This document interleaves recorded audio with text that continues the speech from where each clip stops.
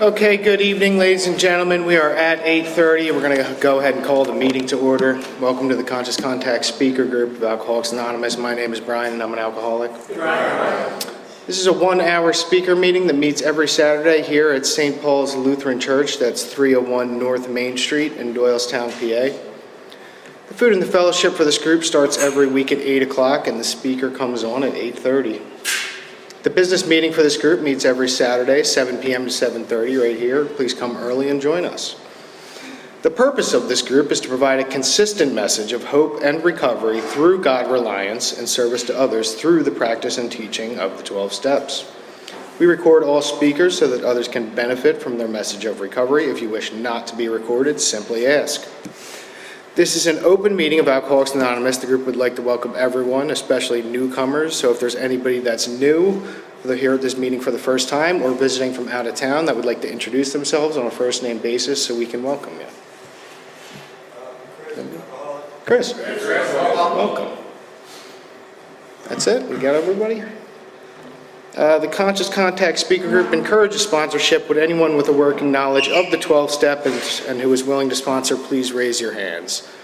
So we got people willing to sponsor. If you are new, grab one of those people after the meeting. There'll be a whole group of us hanging out, breaking down the meeting. We'd love to talk with you, get you some phone numbers, some meeting lists, get you into the solution a little bit. Are there any announcements from the floor for the good of AA? Anybody got anything going on? Nikolai. Hi, Nick, I'm an alcoholic. Nick. During the second commission, we go to Venmo, there's a QR code, and we go back there, and also have my lunch, so make it go. Great, appreciate that. Also, we have a New Year's party. It's in Courtesy, a courtesy group, a big courtesy beginners group. 2025 New Year's party, completely free, speaker, food, fun, fellowship, music, dancing, watch the ball drop. I have the info here, I have a flyer here. They said completely free, 2 speakers, starts about 7:30, goes until after midnight. So if you want to make sure you come see me after the meeting, thank you. Awesome stuff. Thank you, Nick. Yeah, Brett. Brett, alcoholic. Brett. Yeah, if you're looking for a meeting on Christmas Eve, Tuesday, 24th, the meditation meeting, the guided meditation meeting in Bruce Hall at 7:30 will be there. So if you need us, Nice. Good stuff. Thank you, Brett. Anybody else have anything going on? A couple of quick announcements from this group. This group does have a sister group, which is a big book study meeting that meets every Thursday at 7:30, just up the road from here at Salem UCC Church. That's 186 East Court Street in Doylestown, PA. And the coffee for that meeting's on at 6:15. So again, if you want to get involved in some service or just show up early and hang with us, we'll be there. We have meeting lists and big books on easy terms. Please see me or any home group member after the meeting. If you cannot afford a big book, the Conscious Contact Speaker Group will give you one at no charge. Anyone willing to make donations for the purchase of big books and CDs to help those who cannot afford them can put their donations in that jar on the back table marked Big Book and CD Donations. All CDs are available free of charge. Please subscribe to our YouTube channel. We have a YouTube channel that we post all the speakers from this meeting on there. We also post speakers we have from Monday 6 p.m. meeting, step discussion meeting. We also have a Facebook page. We got happenings going on. We post events, celebrations. If we have in a situation like last week where we might have to cancel or move the meeting, you'll find information for that on there, as well as other groups in the area post workshops, events, happenings in AA. So a good resource to have to stay tied in with the happenings and stuff we have going on for this meeting. And with that, I believe Tom is going to come up here. He's going to read our Just for Today Prayer of Recovery.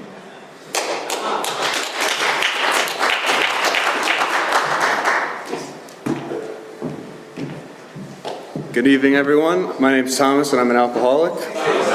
Welcome home. And I'm going to read the Just for Today Prayer of Recovery. So, just for today, I will be agreeable. I will look as well as I can, dress becomingly, talk low, act courteously, criticize not one bit, not find fault with anything, and not try to improve or regulate anyone except myself. And with that being said, let's give a warm welcome to Steve, who's going to read the preamble.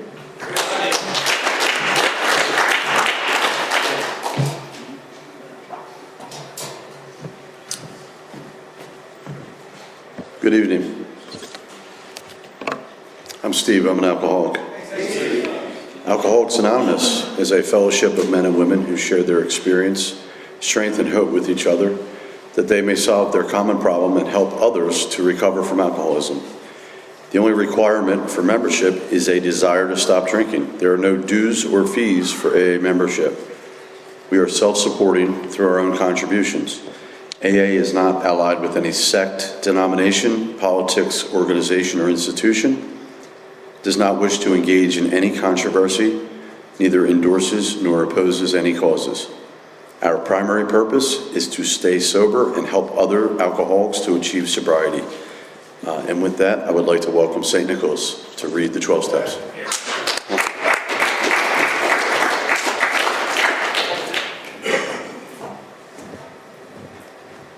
My name's Old St. Nick. I'm an alcoholic. And welcome home and Merry Christmas, everybody. And these are the 12 steps of recovery. Step 1, we admitted we are powerless over alcohol, that our lives have become unmanageable. Step 2, we came to believe that a power greater than ourselves could restore us to sanity. Step 3, we made a decision to turn our will and our lives over to the care of God as we understood Him. Step 4, made a searching and fearless moral inventory of ourselves. Step 5, admitted to God, to ourselves, and to another human being the exact nature of our wrongs. Step 6, we were entirely ready to have God remove all these defects of character. Step 7, humbly asked Him to remove our shortcomings. Step 8, we made a list of all persons we had harmed and became willing to make amends to them all. And step 9, we made direct amends to such people wherever possible, except when to do so would injure them or others. And step 10, we continued to take personal inventory, and when we were wrong, promptly admitted it. Step 11, we sought through prayer and meditation to improve our conscious contact with God as we understood Him, praying only for knowledge of His will for us and the power to carry that out. And step 12, having had a spiritual awakening as a result of these steps, we tried to carry this message to alcoholics and did practice these principles in all of our affairs. Now I'll turn the meeting back over to Brian to introduce our speaker.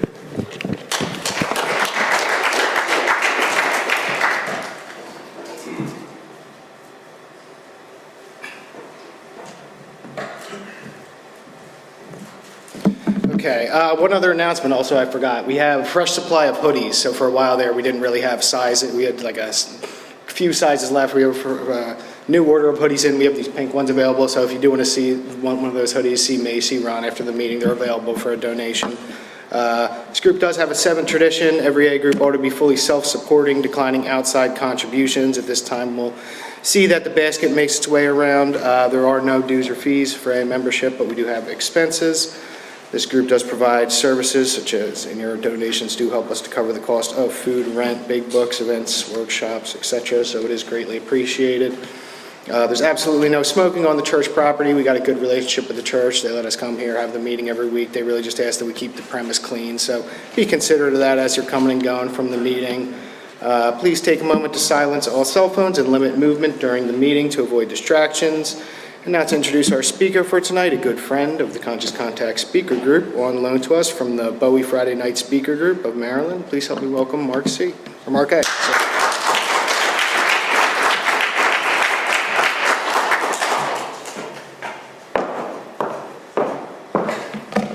All right.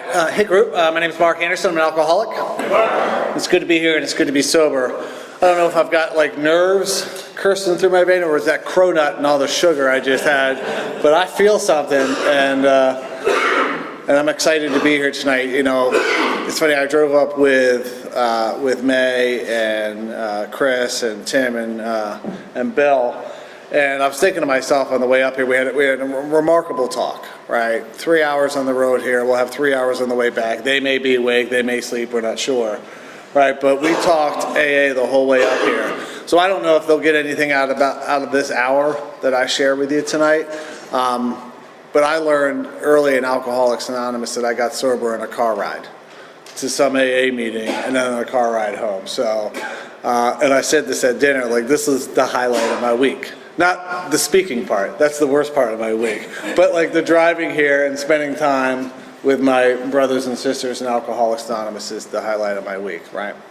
So, through a loving and merciful God, right, the 12 steps of Alcoholics Anonymous and remarkable sponsorship, I haven't found it necessary to take a drink since the 27th of February of 2004. I have the home group, it's the Bowie Friday night speakers group. We meet in Bowie on a Friday night, and we're a speakers meeting, so pretty simple, right? And I have a sponsor. I think he'll be out here, correct me if I'm wrong, probably in January or February, Dave. He's acutely aware that he's my sponsor, and gets an inventory from me pretty much every day, so he knows what's going on. So, and I have a pretty easy job tonight, all things considered, is to share with you folks in a general way kind of what happened, what I was like, what brought me here, and what I'm like today as God bless you, as a result of going through the 12 steps of Alcoholics Anonymous, and that's a pretty easy job, right? So, as mentioned, I've got a home group. It's the Bowie Friday Night Speakers group. But like, how did a guy like me end up in a room like this with folks like you, right? So, I was joking with Tim on the way up, and I said, "Dare I say, I'm going to try to get sober real quick." And he says, "That's like the kiss of death, Mark, right?" And but I'm going to try to get sober real quick, right? So I grew up not far outside of Annapolis, Maryland, in a little town called Spooner Park, right? I have great parents. They're still together today. I'll see them next week for Christmas. I've got a brother that lives not too far from me, and he and I had the typical sibling relationship where I was a younger brother, so I got beat up pretty much every day until the time I could beat him up, and then our parents stopped that, right? Because then people could get hurt.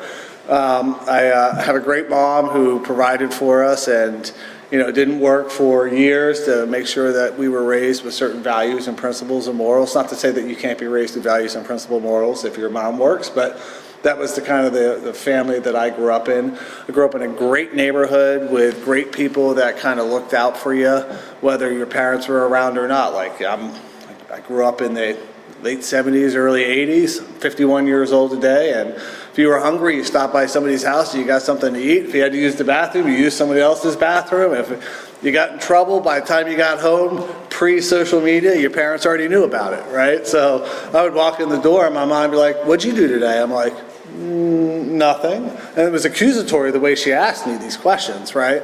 And I knew inherently within me that if someone's accusing me of something or it felt accusatory, I should start lying. I don't know where I learned that. I just inherently had it. And I was like, "Nothing." She's like, "Were you throwing rocks at cars?" I'm like, "Oh, no." She's like, "Well, Gloria called me and told me you were throwing rocks at cars." I'm like, "Gloria?" Right? And then that's the kind of neighborhood I grew up in. Like, so I can't blame like alcoholism that runs rampant through me on my upbringing, right? Not everybody in Alcoholics Anonymous that I've come across, met, talked to, sponsored, had that experience, right? But my experience is I can't blame my alcoholism on my family, right? I was born out of the country and I moved here with a different accent. Maybe I can blame it on that at some point. I haven't been able to do it thus far, right? But, I don't know, you hear it all the time in AA, that like I got here with an English accent, with legs the same size I have as a 51-year-old man, and an unproportioned body with curly hair that I wanted to be straight, and brown hair that I wanted to be blonde, and I don't know where I came up with all these notions, right? That I needed to be something different to be okay with me. I don't know where that came from, but it was inherent within me from the first time I can remember having a conscious thought. I have two boys today. They're 13 and 11 years old. And we were talking about this on the car ride, and I can see the self-centered fear in them. I could just see it. And it kind of breaks my heart a little bit, because I'm like, I could just like fast forward you through the 12 steps, even though you're not alcoholic, right? But fast forward you through that and have you recognize that like those are irrational, right? And just because you think it doesn't make it true, right? If I could just impart that on you, you would have such a better experience in life. But here's kind of what I think is interesting. Like, I don't think my feelings of less than or not belonging or this inherent like self-loathing is unique to alcoholism. I see it in my kids. I think what's unique to alcoholism, right, for me, my experience, is that when I took a drink at 12 years old, it solved the problem. And I chased it, as the book talks about, to the gates of insanity or death.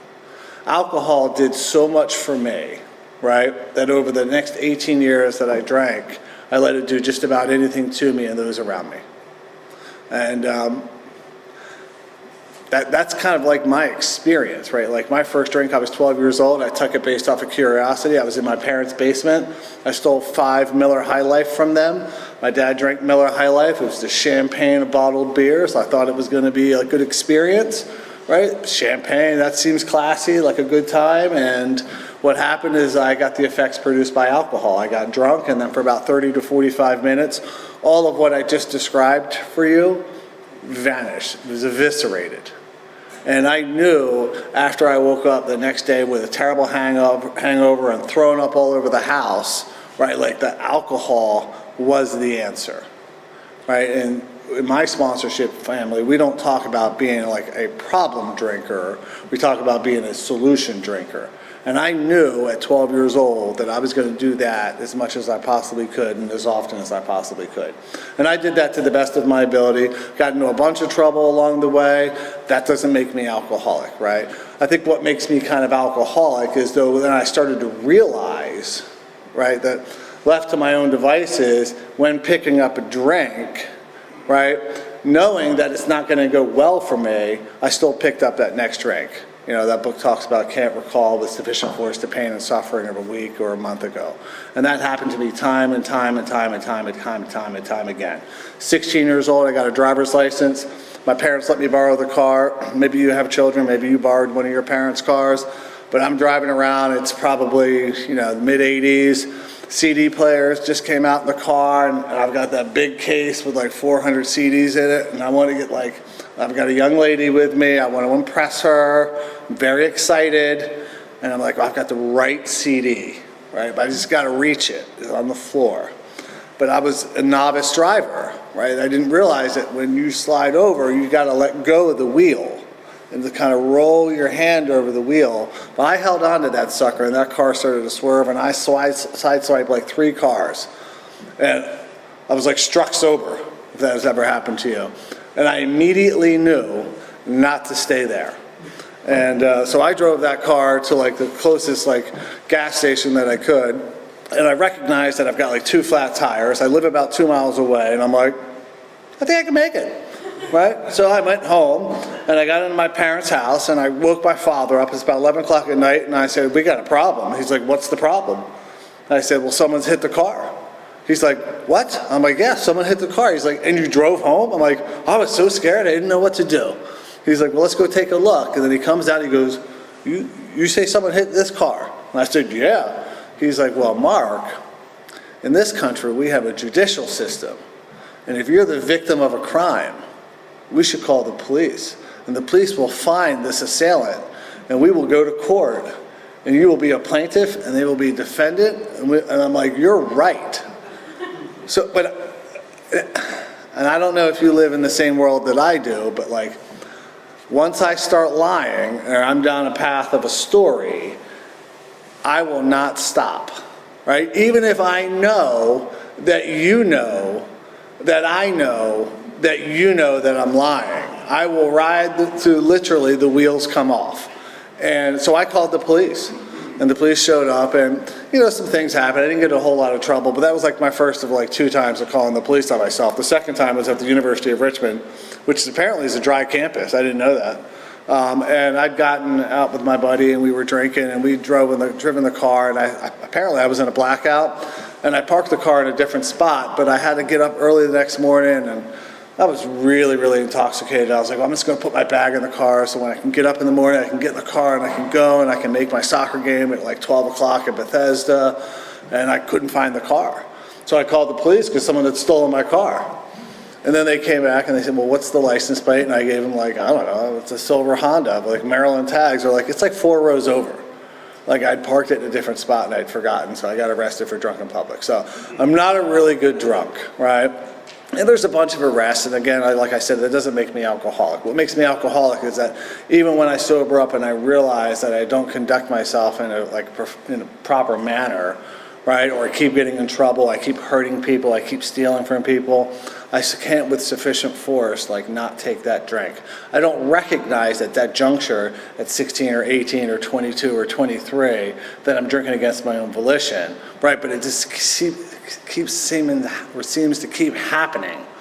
And I don't know, like, if I'm starting to think, like, well, maybe I'm just having bad luck, you know, and I'm kind of like having some of those kind of thoughts, like, well, maybe I just need to get out of here, right? So I moved from my parents' house to Annapolis. I ended up going to like a community college for 4 years, but you're only supposed to go to a community college for 2 years. But I went for 4, and then I was like, I'm going to go to a university.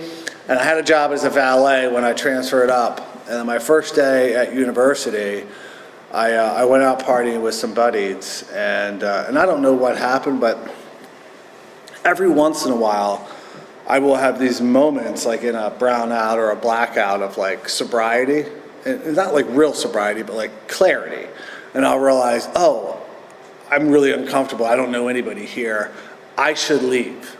So I was at this party, and I recognized at this moment that I didn't know anybody. I was very uncomfortable. I knew I was entering that space where I end up like urinating on myself or throwing up in the wrong place or starting a fight or something like that. So I got in the car.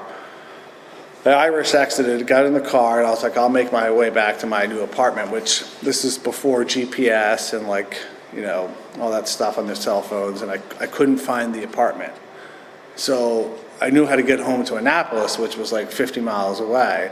So I just drove home to Annapolis, but I didn't quite make it. And I ended up like rolling that car a few times and getting pulled over, and like, you know, the cops showed up, and I got arrested on my birthday, right? And I had to call my mommy to come get me out of the state police barracks in Annapolis, Maryland, right?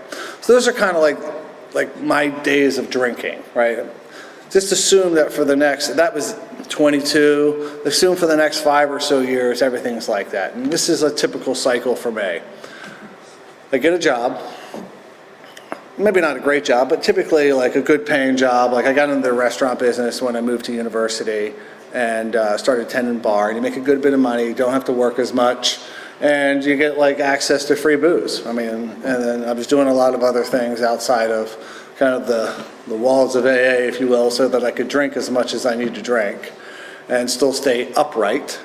And, you know, I got a girlfriend, that really helps, and I got a place to live. And then she would break up with me because, I mean, I'm not really great in relationships. And what I mean by that, how do I describe this?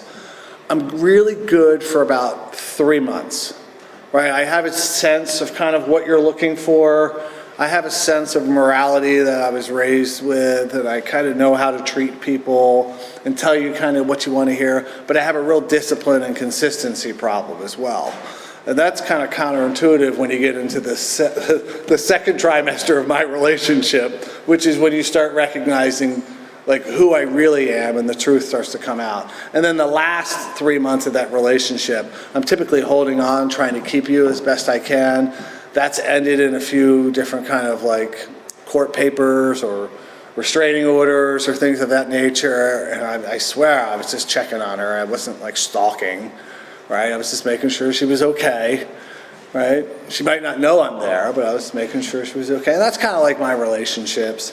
So if she'll break up with me, I get fired for stealing from some job. I typically get arrested for some simple possession or DWI or an assault charge or burglary or theft or whatever the case may be. And then I call my parents and I move back into their house.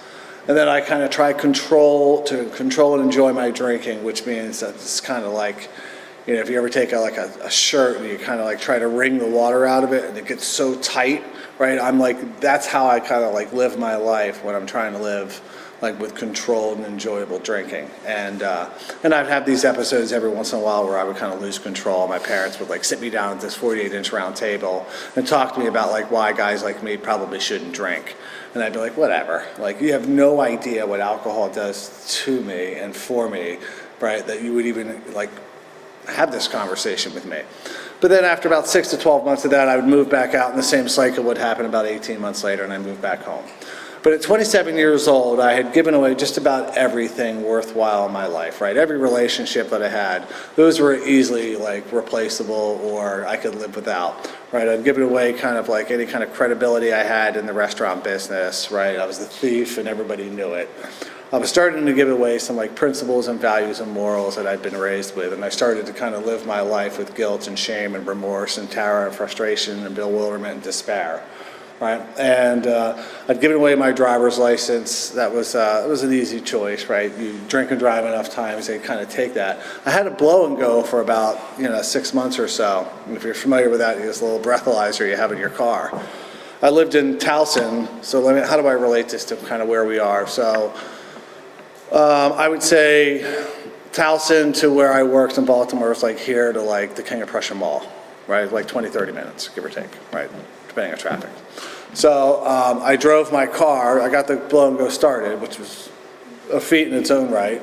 And then I got down to work and I parked it in this garage not too far from this Irish bar where I worked. And that was like in November. And I was able to get that car out in February because I just couldn't get it started. Right? I just couldn't draw sober breath or sober enough breath to get that car. It was like hundreds of dollars in like parking fees, right? And I ended up just giving that car to the line cook that just smoked weed and sold drugs all day. And I thought like I'd like solved the problem. Now I have like a chauffeur in like a 1989 Honda CRX, right? Which was great because he'd come to work, pick me up, then he'd drive around Baltimore City selling drugs all day if he wasn't cooking. So that's how I solve problems. So not a great problem solver. So that's about 25, 26 years old, living in my parents' basement, on a military cot, no driver's license, no friends, no money, no hope, no aspirations, no ambition. Didn't want to be a part of anyone's life, but I had this job at this Irish pub. And my parents used to drive me to the equivalent of like Baltimore's best idea at like mass transportation, which is called the light rail. And I would take the light rail in, and then my daddy would pick me up after my shift for the light rail. I'm 27, and like mommy and daddy are driving me to the light rail. You can relate. And I got this chance to work at night rather than during the day. And if you ever worked in the restaurant business, you typically make more money at night than you do during the day. So I jumped at the chance. Right, my mommy drove me in. She's like, hey, make sure you're back in the morning. We have a family event to go to. And I want to go to these family events. My family, though not, it turns out there's more alcoholics than I thought. A couple of them are sober now in AA. But at the time, there was a good bit of drinking. Not crazy drinking, but a good bit of drinking. And everybody was smoking at the time. So that was like a 3-pack steal for me. I'd just go around grabbing Merritts and Marlboros. So I like going to our family parties. But she told me to be back at like 10, 11 o'clock in the morning. I say, yeah, no problem, I'll be there. Just like when Ron asked me to come tonight, I said, yeah, I'll be there. Actually, no, I didn't. I sent someone else the first time, so I apologize for rescheduling on you. Right? But I did mean it, right? So I meant to my mom I'd be there. And then what happens, I went to work and I started drinking around like 3 or 4 o'clock. And then around 6, you get a little sloppy, so you call somebody else and he shows up. And you spend a little time in the bathroom to get upright again. You're chewing your face off a little bit. And I'm out till like 4 o'clock, 5 o'clock in the morning with my drinking buddies. And then I pass out and I wake up at like 9 or 10 and I'm in like north of Baltimore.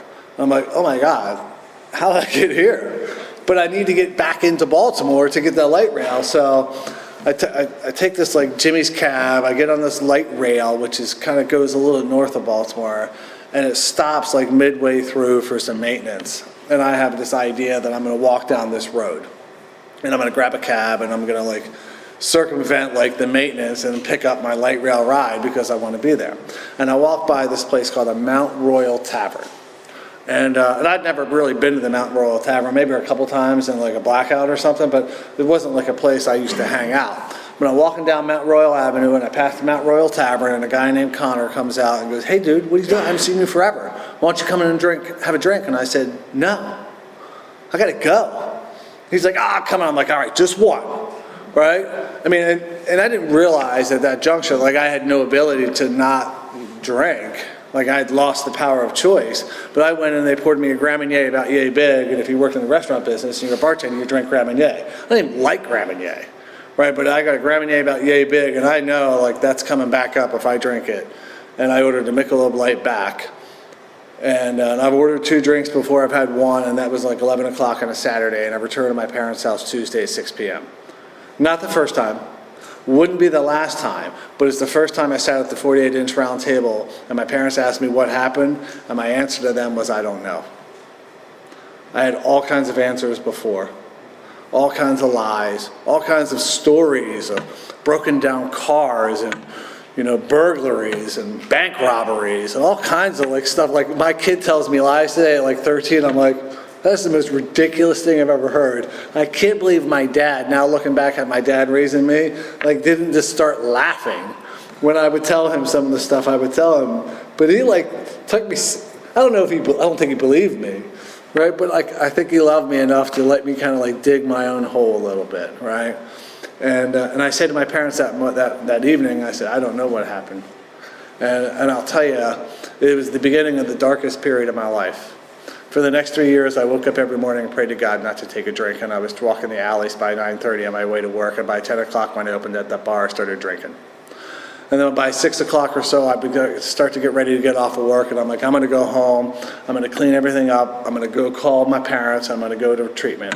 And I'd find myself in East Baltimore until about 4 or 5 o'clock in the morning. I get back, I take a couple Vicodin, drink a bottle of NyQuil, and hope to get a few hours sleep before I had to get up at 6 o'clock and go to work again.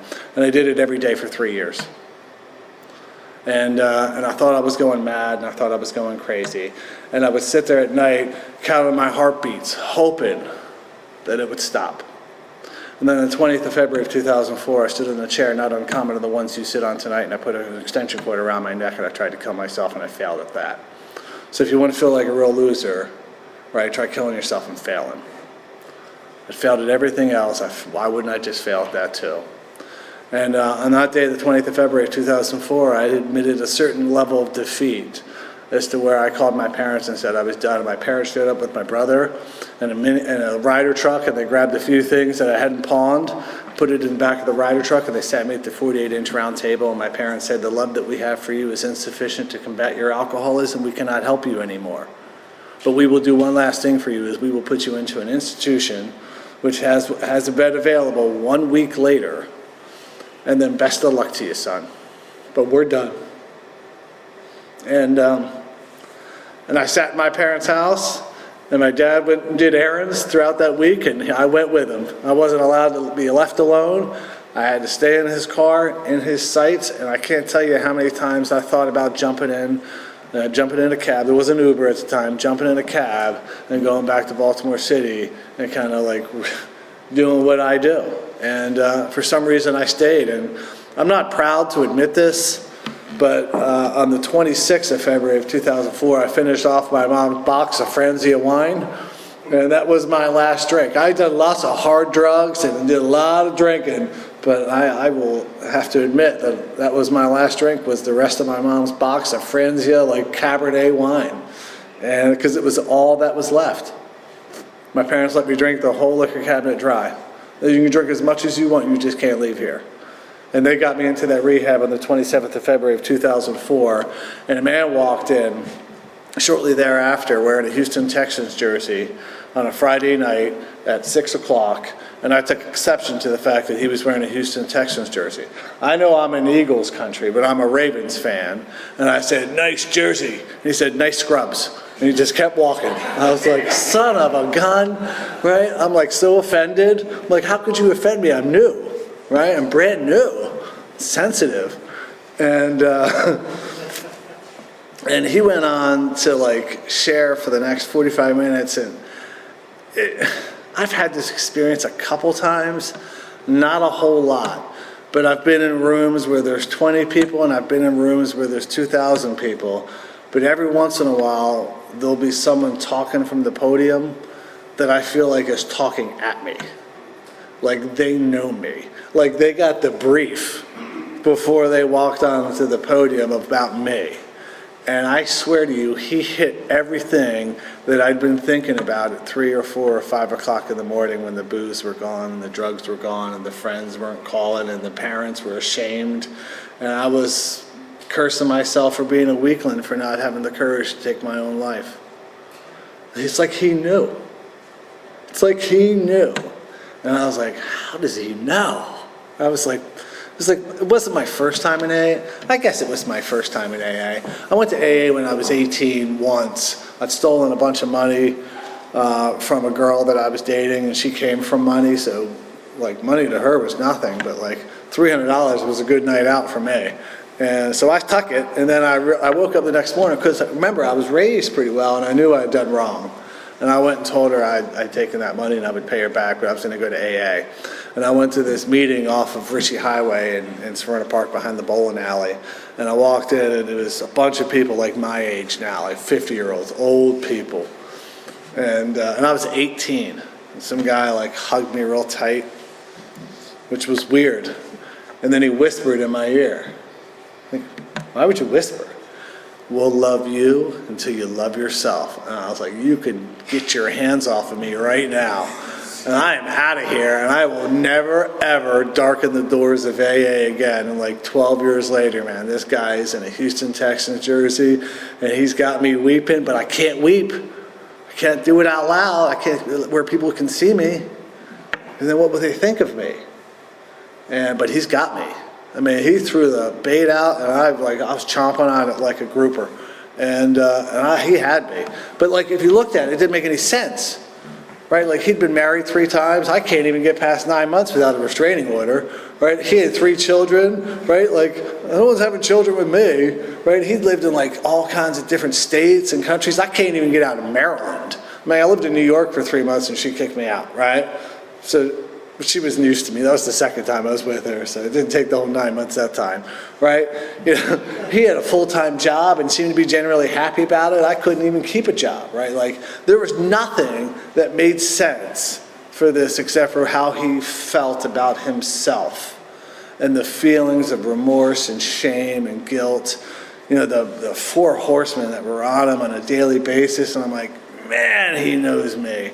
And part of I don't know, maybe you guys went to rehab or not. I don't, I'm endorsing rehab. I'm not saying it's a negative thing. Like, we talk about, like, rehab is great to separate me from alcohol, but if rehab was the answer, I'd still be living in rehab, right? Rehab introduced me to Alcoholics Anonymous so I can live with normal people, right? That's not us, but there's those people out there, right? Unless you're in Al-Anon, then you maybe don't. But anyway, this rehab told me I had to get a sponsor before I was going to be allowed out of the rehab. So I walked up to this guy, his name is Don, and I said, Don, I want you to be my sponsor. And he's like, you do? I'm like, well, no, they just told me I had to get a sponsor. And he's like, well, I'd be honored and privileged to be your sponsor. And I was like, okay, you should be, right? And then he started asking me like questions like, well, what's your problem? I'm like, unless you've got like nothing to do for the next 3 hours, never, like, don't ask new people the problem, because they'll tell you. And I said, well, I'm alcoholic and depressed, because everybody in my rehab was like dually diagnosed. And everybody had all kinds of like psychosomatic issues, and I wanted more than one. And he's like, well, let's take a look at things, Mark. And I said, okay. He's like, where do you live? I said, well, I live here in the rehab. He's like, no, where's your house? I'm like, well, I don't have a house.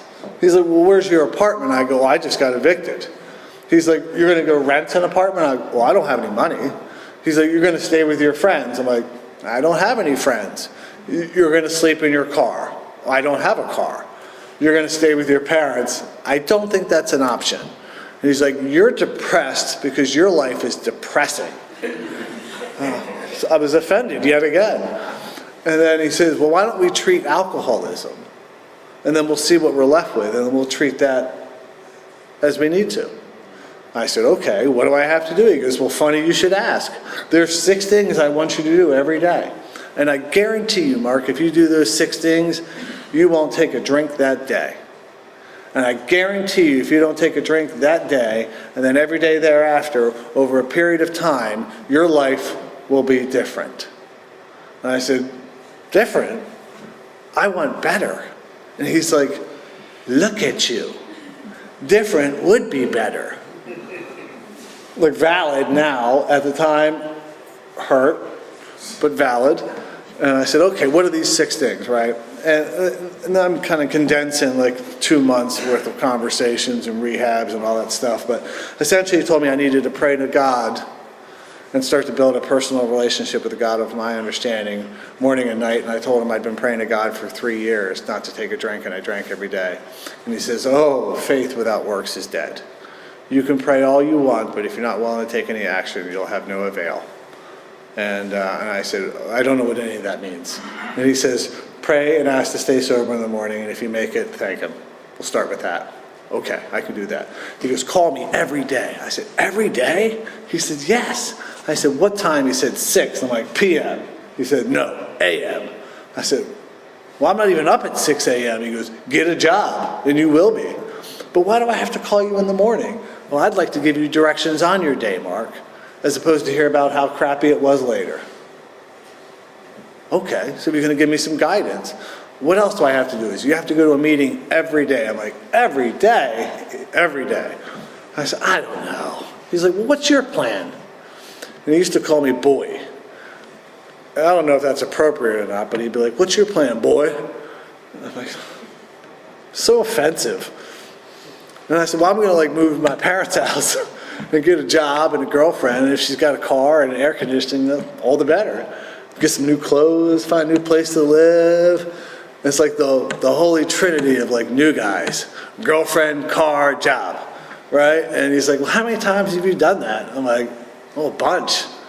Like 6. And he's like, how many times has it worked? Oh, no, it hadn't worked. And he's like, why don't you try something different? And like that's been kind of like, I don't want to say it's the cornerstone, right, or the keystone of my recovery, right? God is the keystone of my recovery, but like it has been like the foundation of like every area of my life. When I finally get to the point of surrender or capitulation, where I'm willing to go to God and ask for a different plan, well, I finally find recovery in that area of my life, whether that's drinking, drugs, finance, sex, lust, right, jealousy, judgment, criticism, whatever. All those different areas of my life has required a different level of surrender at different times, and sometimes multiple times throughout my recovery, right? But he said, why don't you try something different? And he introduced me to the idea of a halfway house. And I was like, halfway house? Like, I'm not a criminal. I mean, I know I've been arrested a bit, but I've never like done time. My wife's done more time in jail than I have. Which I remind her about usually at Christmas dinner. She's real thankful, I'm sure. She did like 3 weekends for like a DWI. I'm like, you just had a bad lawyer.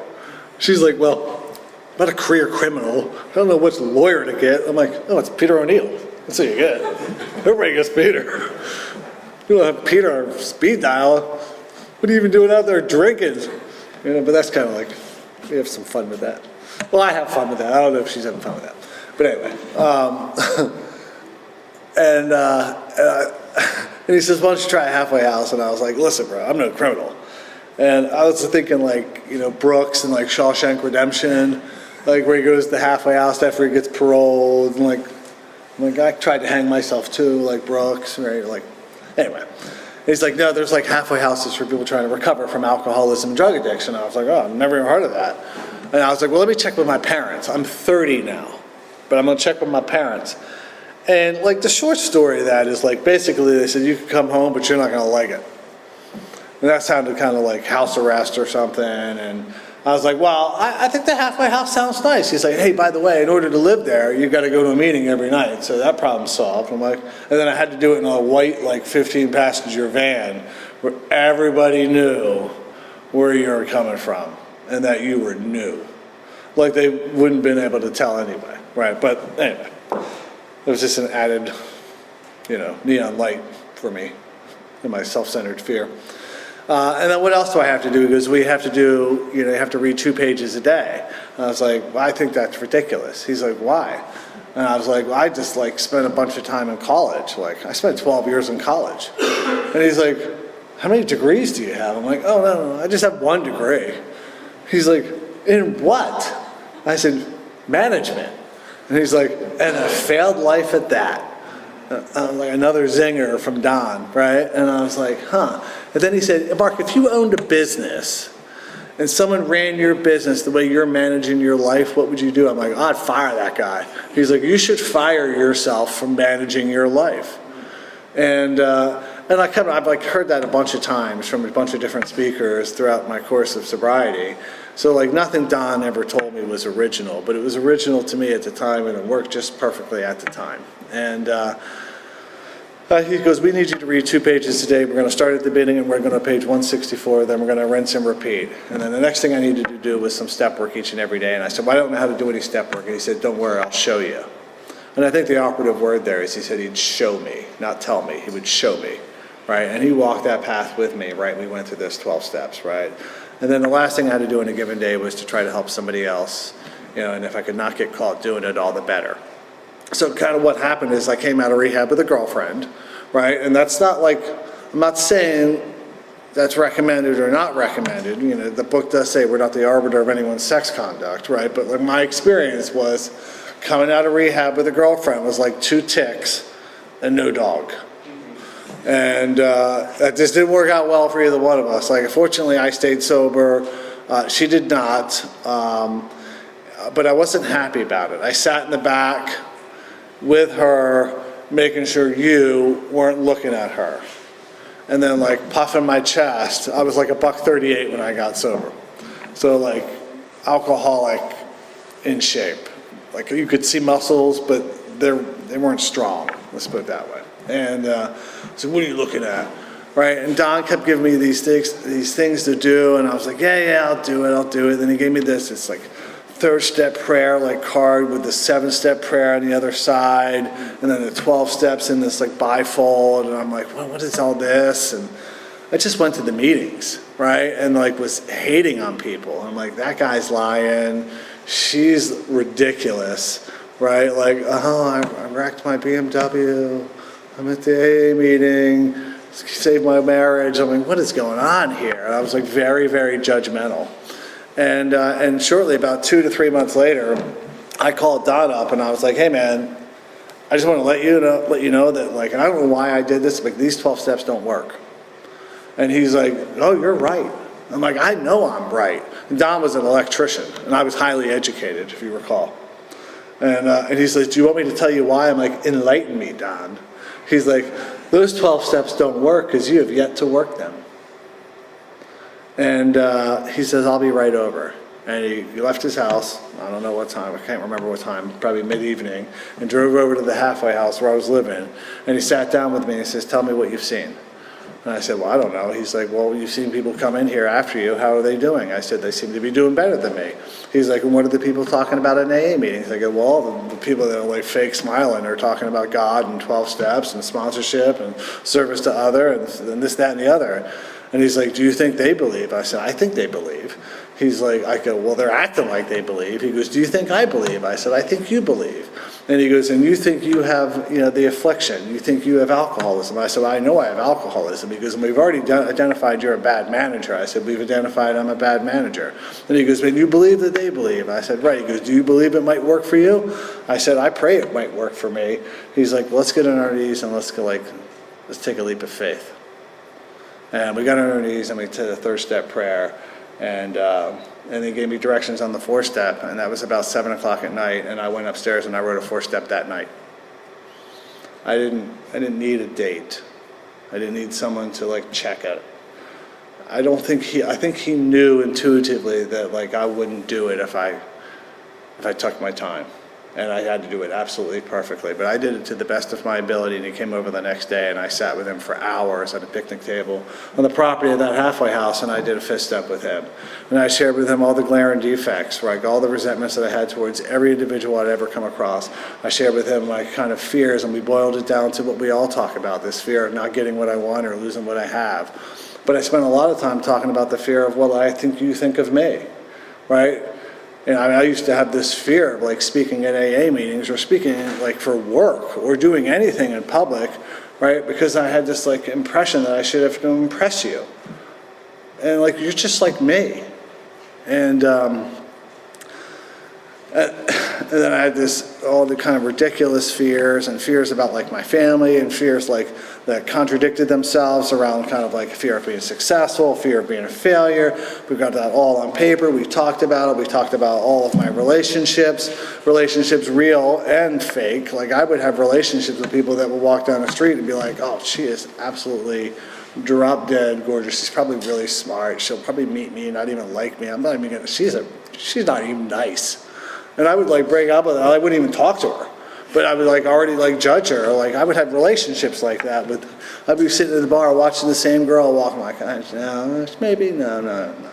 This is like in my head all day long. We would talk about this stuff, and then he left me and he told me to spend a little bit of time by myself and think about kind of what I'd done thus far, and I did that as the book instructed. I spent an hour thinking about kind of the first 5 proposals, right? And then I got on my knees and I said a 7-step prayer. I think Guy Earl H. in California talks about the 12 steps in a pretty cool way. He says, the first step, I'm on the couch and I realize I'm powerless. The second step, I'm still there and I realize maybe God can help me. The third step, I get off the couch and on my knees and I say a prayer. The fourth step, I'm back on the couch with a piece of paper and the pen.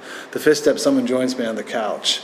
6th step, I'm still there for another hour. The 7th step, I'm off the couch on my knees, say another prayer. The 8th step, I'm back on the couch with a pen. And the 9th step, someone finally allows me out to the world. And that's kind of where I got in the 9th step, right? When I finally did my 6th and 7th and spent some time writing 8 and got to 9, I started making amends. And then Don immediately started having me do 10, 11, and 12 and started getting me in the service. And I was about 5 or 6 months sober. I moved out of the halfway house down to the 3-quarter house, so I didn't have any supervision. But I felt really scared and lonely, so it was on the same property as the halfway house. So every morning I came up to the halfway house to have coffee and like smoke cigarettes with the new guys. And I bought a car for my parents at that time for like $2,200. It's the only thing I've ever paid off, right? I wrote a check every month for $100. Right? But my mom was like $40 short of paying it off. My mom's like, nah, we're good. I'm like, nope. I've never paid anything off in my life. I'm paying you the $40, right? And I paid it off, but I was driving people to AA meetings. And I didn't know what to say to these people. I didn't know anything about sobriety, but we would throw CDs in the car, and we would listen to an AA meeting on the way there, an AA meeting on the way home, the AA meeting there, and I'd have 3 or 4 or 5 people in my car, and I just started doing that from the jump. Right, and then from like 5 months of sobriety to about 5 years of sobriety, I was 7 to 10 meetings a week. I was sponsoring a ton of guys. I was taking big book studies in the halfway houses. I was doing big book studies at my house. I was trying to sponsor everybody. I went through that stage. And this might not happen in Doylestown, but it happens where I live, where my sponsor calls it the bleeding deacon stage, where I like to go around and find out where you're wrong and share it with you, that you're not doing AA. I think I had the audacity at one point to tell some guy with like 30 years of sobriety that the 5th tradition says we're supposed to help the alcoholic that still suffers, and he doesn't have to be new. So if you're hurting, I can help. And he just tapped me on the shoulder and told me to keep coming back, right? And I got through that stage. I was labeled the official in my home group because everything had to be done a certain way. And I was pretty uptight about all that stuff. And I'll tell you, I got to the point about 5 years of sobriety where, you know, though everything looked good on the outside in regards to kind of like what I was doing with AA, I was struggling in relationships. I couldn't keep a relationship for a very long time. I was on the verge of bankruptcy, and I was pretty lonely because nobody wants to hang out with anybody who's perfect. And Tom Flynn said to me, he goes, Mark, people love you because of your brokenness, not your perfection. And I thought about that, and then Dave came over to me and said, hey man, the hammer and the microscope's not part of the spiritual toolkit. And he goes, once you start cutting yourself some slack, maybe you'll cut them some slack too. And I started to stop taking myself so seriously. And I started doing some 11-step work at that time, and I ended up in a church, and I went through that process and did all the sacraments in that church, and I was speaking to kind of the priest within that church pretty regularly, and I was telling him about my problems with relationships and things of that nature. And he says, well, maybe God doesn't want that for you. And I was like, why would you want that for me? You know, like I described exactly what I'm looking for. And he's like, well, maybe it's because you've described what you're looking for. And then not too long after that, I was in a meeting in Baltimore City, and I saw a girl who I introduced myself to. She sat next to me. She was relatively new. And I'd been raised well in AA, and I left her alone. And about 6 months later, she came up to me, and she's like, I think I know you. I'm like, God, do I owe her an amends? And she's like, you're like my older brother's like soccer buddy. And I grew up playing soccer with her older brother my whole life. She's like, I've been to every one of your soccer games. I'm like, well, I like a stalker. I have experience in stalking. Strategy. It's not strategy until the police get involved. That is stalking. It's just strategy. And then it turns out like she grew up in the same town that I grew up in, and we spent some time talking. And then, I don't know, she is not who I would have picked for me, but she's also my wife, right? And she's the mother of our two beautiful children. And those children aren't perfect. I've got a 13-year-old. I don't know if anybody's been through that, but I'm like polling the audience for how to handle a 13-year-old boy, because I'm close to, I'm spending a lot of time in prayer. Let's put it that way. Like in my head, I've said stuff like, I will put you through a wall, right? This is in my head. I've not said it to him. And we were talking about the way home, and people were like, why are you coming to this meeting? Like 4 hours away. I'm like, well, I'm willing. Like, well, you're not worried about taking a drink? I'm like, no. But my kid's going to come out of puberty one day, and he's going to look for his dad. And I want to handle him with kid gloves, so he knows it's a safe space to come. And I want my wife, who just went back to work after 6 years, who's struggling and feels defeated at times, to realize that she can come talk to me, and I'm going to be compassionate, not critical. And that's why I'm here. Because the first 5 years was about getting a foundation. And then I started this building process where I needed to get cars and houses and money and career, and I got all that, right? And at 13 years sober, I wanted to leave AA because I had a son that wasn't perfect. And I thought I deserved better, and I was disillusioned. And I got through that through the help of like the foundation that I built. I had made so many friends in Alcoholics Anonymous, and went to so many meetings, and was so involved in my home group that when I tried to leave, they wouldn't let me. They kept calling. And I'd be like, I used to make these phone calls. I know why you're calling, right? And after 9 months, like, of standing there like a new guy with my sponsor hugging me, and Dave's been my sponsor now for 18 years, but at the time it was probably, 6 or 7 years, but he knows me well. He was in my wedding. He's been been to the hospital when my kids were born. He's been to the first birthday parties, and I'm just standing there like this, just not feeling a part of, right? But I was trained to show up every Friday at my home group and to answer the phone when they called, even though I didn't want to. I'd been conditioned. That was the first 5 years. The next 10 years was building. And now I'm trying to get rid of stuff. Now I'm trying to get rid of stuff, not only physically and materialistically, but emotionally, right? And I'm going through, I don't know if I'm going through it, but I'm very conscious of what type of man I want to continue to grow into and how I want to treat people around me. And what type of legacy I want my kids to kind of continue to live with, and what type of men I want them to be. And I've cut back on the career. I make a good living, but I cut back on the promotions because I want to do carpools. I want to drive 4 kids to soccer practice. And I want to take a jog while they're playing and watch and help coach. And I don't want to miss that stuff, right? I want to be, and I have the possibility to be, and I'm living a similar life from the one person that I really hated the most, which is my father. And I only hated him because he loved me so much, and he was controlling. And he just do this and do it this way, and this is why we leave 15 minutes early. If you're on time, you're late, and everything he told me, he's watching me do it. It's just so much admiration in hindsight, unfortunately.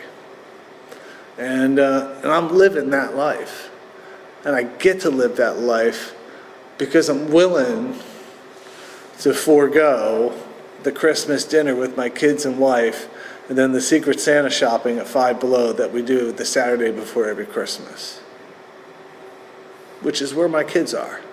And then they stopped by a neighbor's party. And my kids are like, where are you going?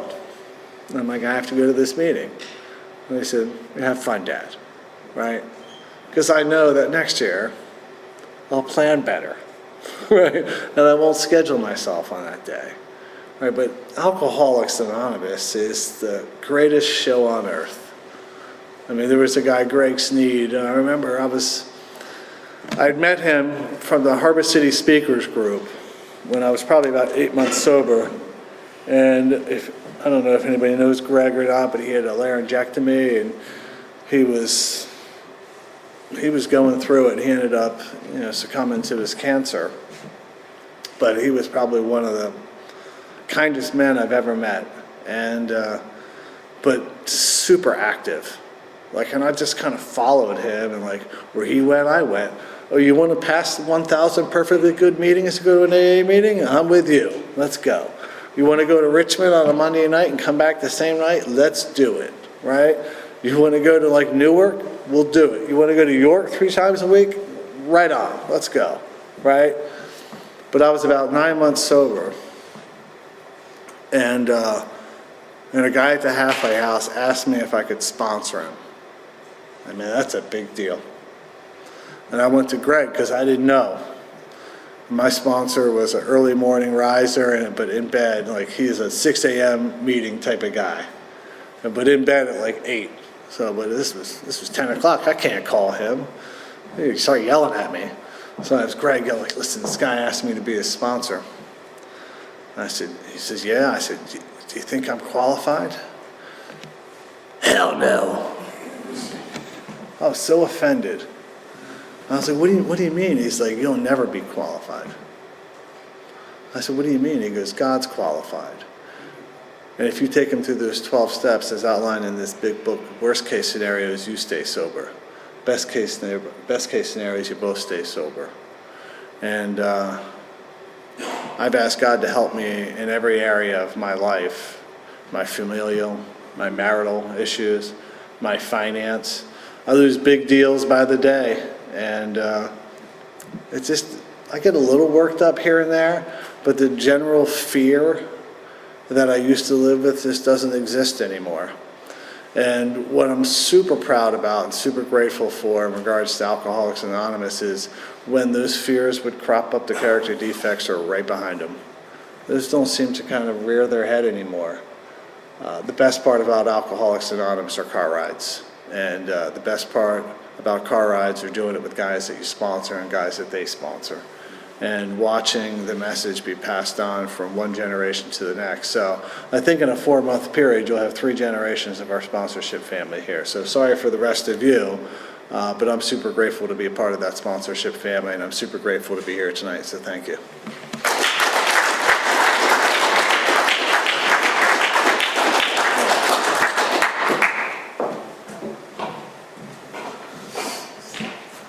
My name's Nick, I'm an alcoholic. Let's give Greg another round of applause. Or Mark, sorry.